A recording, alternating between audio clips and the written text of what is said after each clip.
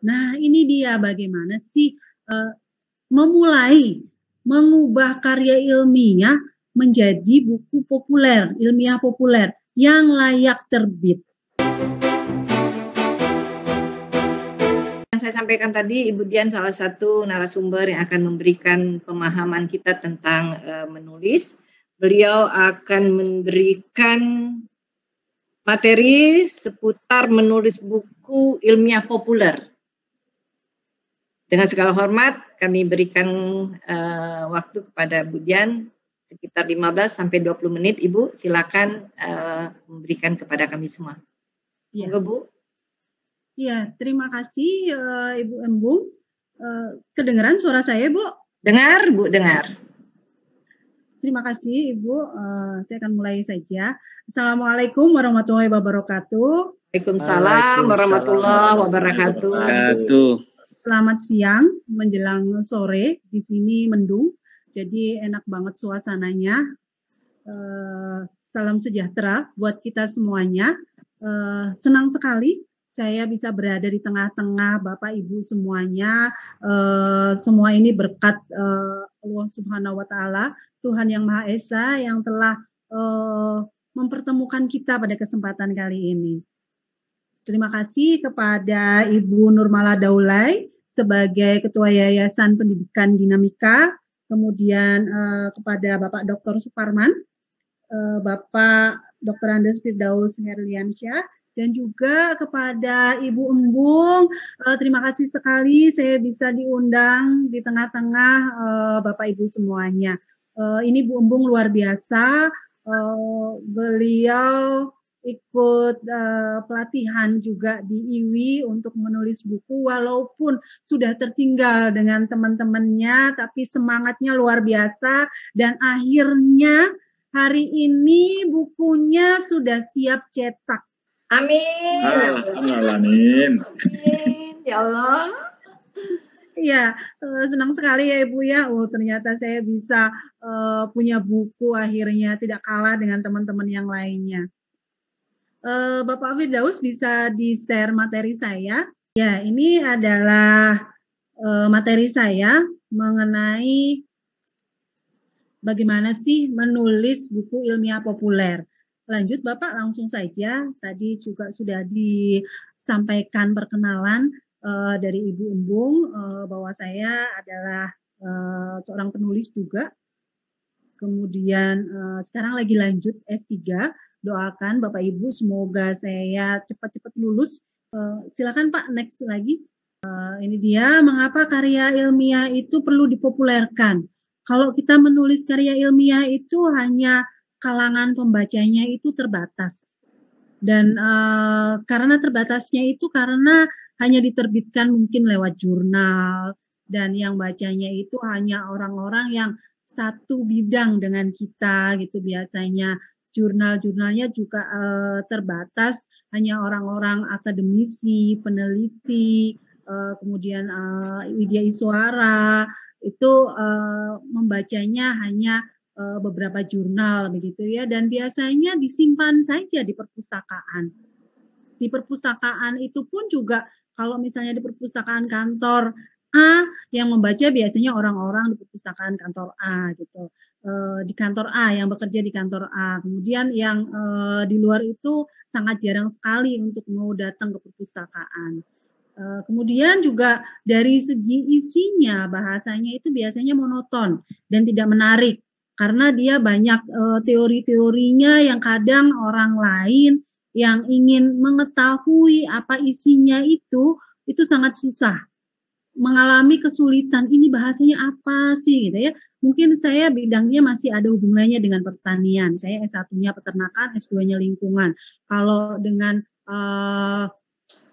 pertaniannya sendiri, murni pertanian saya masih bisa. Tapi kalau sudah dengan komputer, ilmu-ilmu komputer, ilmu-ilmu sosiologi, itu akan mungkin akan susah saya menemukan artinya, istilah-istilah seperti itu. Dan biasanya covernya juga polos, nggak menarik sama sekali. Tapi berbeda kalau misalnya dibuat buku. Tapi ingat, di dalam karya ilmiah itu idenya luar biasa briliannya. Jadi sangat sayang sekali kalau hanya diterbitkan lewat jurnal atau diterbitkan tidak diterbitkan, maksudnya hanya disimpan di perpustakaan begitu. Orang lain yang ingin mengetahui ide kita jadi sangat sangat terbatas begitu. Jadi ada anekdot juga.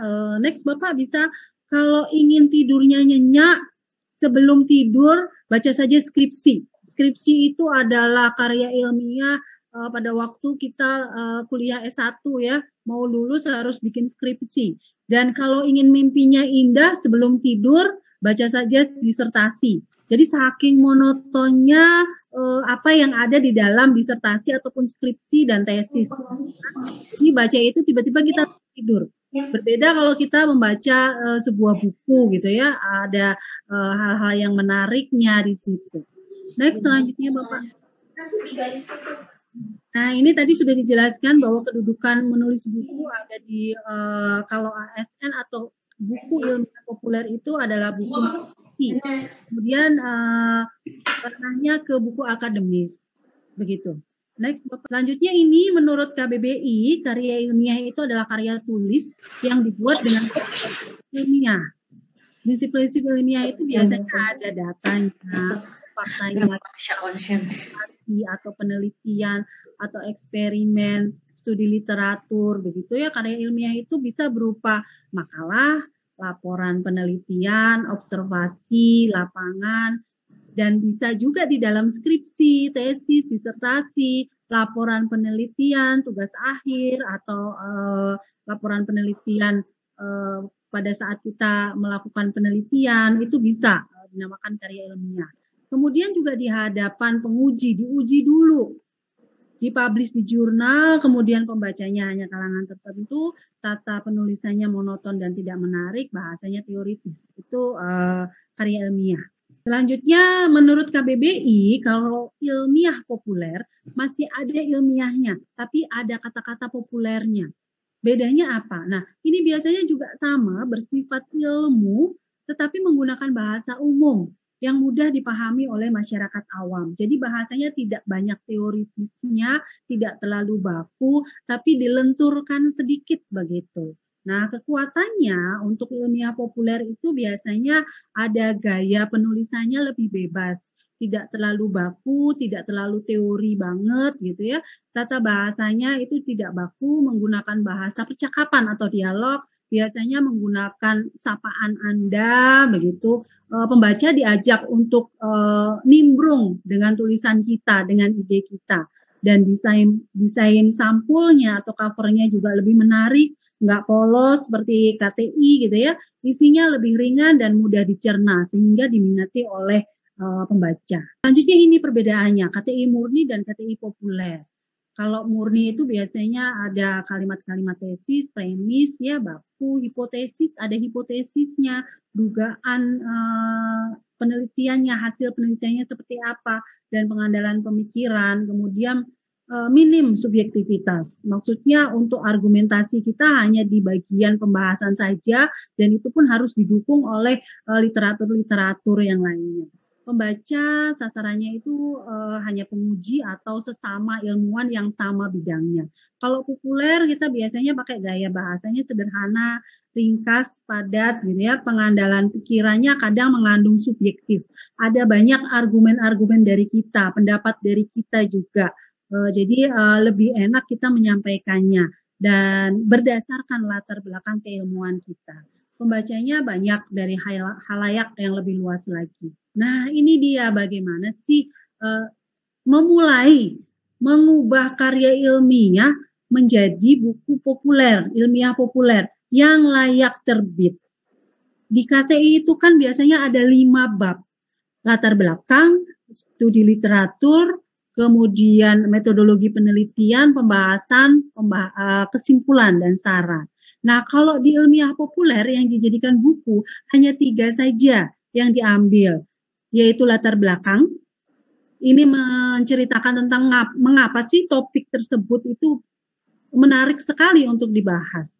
Dan juga dilihat dari kepentingan pembaca, seperti apa, mau menceritakan apa sih, biar pembaca itu penasaran dengan tidak hanya berhenti pada bab 1 saja, tetapi lanjut dia membacanya bab 2 dan bab seterusnya. Kemudian di bab pembahasan, bab studi literatur dan bab metodologi penelitian tidak perlu disampaikan di buku ilmiah populer, langsung di pembahasan. Kita membahas apa di KTI itu? Disitulah ide-ide kita bermunculan. Nah, didukung oleh literatur-literatur kita itu, boleh itu untuk di buku ilmiah populer. Jadi membahas apa? Di situ kan teori atau ide kita menemukan setelah dilakukannya penelitian dan apa relevansinya terhadap kebutuhan masyarakat. Jadi masyarakat ingin tahu apa nih, di situ digali lebih dalam lagi, dijabarkan lebih detail lagi dengan gambar, ilustrasi-ilustrasi tabel, grafik, itu boleh. Dan terakhir adalah kesimpulan. Kesimpulan itu memberikan penjelasan kepada pembaca bagaimana penelitian ini bisa memberikan manfaat bagi pembaca dalam kehidupan sehari-hari. Nah, ini sentuhan populernya itu seperti apa? Yang pertama, kita mencoba menuliskan dengan kata-kata atau bahasanya itu berkomunikasi atau interaktif dengan pembaca. Jadi penulis harus bisa berkomunikasi secara aktif dengan pembaca. Jadi misalnya dengan sapaan, ajakan, kemudian ada ilustrasi tokoh atau cerita fiksi di situ. Seperti Bu Embung ini banyak sekali mengajak. Anda pasti tahu bahwa pasca pelatihan itu seperti ini. Nah, seperti itu. Jadi mengajak atau membuat sapaan-sapaan. Kemudian ada yang teman Bu Embung, Pak Mafetri ya Bu ya. Nah, itu dia membuat sebuah ilustrasi bagaimana sih membuat KTP di kecamatan. Itu dia membuat cerita sedikit antara anak yang sudah berumur 17 tahun kepada bapaknya bercerita, aku pengen bikin KTP nih, seperti apa? Dicoba bapaknya, kamu jalan aja sendiri ke kecamatan. Intinya seperti itu, tapi dibuat dialog, dibuat kisah cerita seperti itu. Nah, bicaralah melalui tokoh. Nah, seperti tadi dibuat cerita. Misalnya Anda ingin berbicara tentang kenaikan harga.